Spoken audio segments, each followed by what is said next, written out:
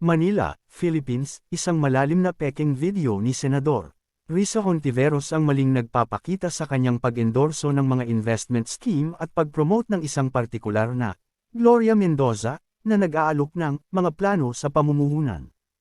Ang senador, gayunpaman, ay hindi nagpo-promote ng mga naturang aktibidad o tao.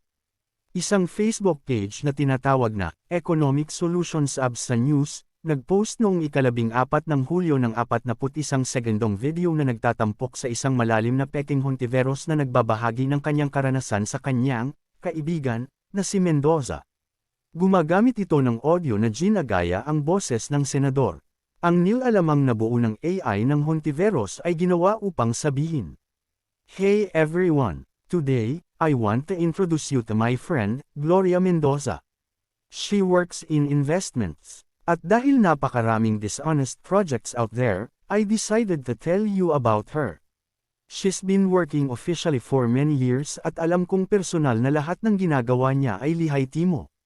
Maling ipinapakita din sa video si Hontiveros na sinasabing kilala niya si Mendoza sa loob ng 20 taon bilang isang taong nakatrabaho niya noong nakaraan, kung saan inirekomenda ng senador ang mga tao na makipag-ugnayan sa channel ni Mendoza para mag-set up ng mga pagpupulong. Rating, ito ay peke.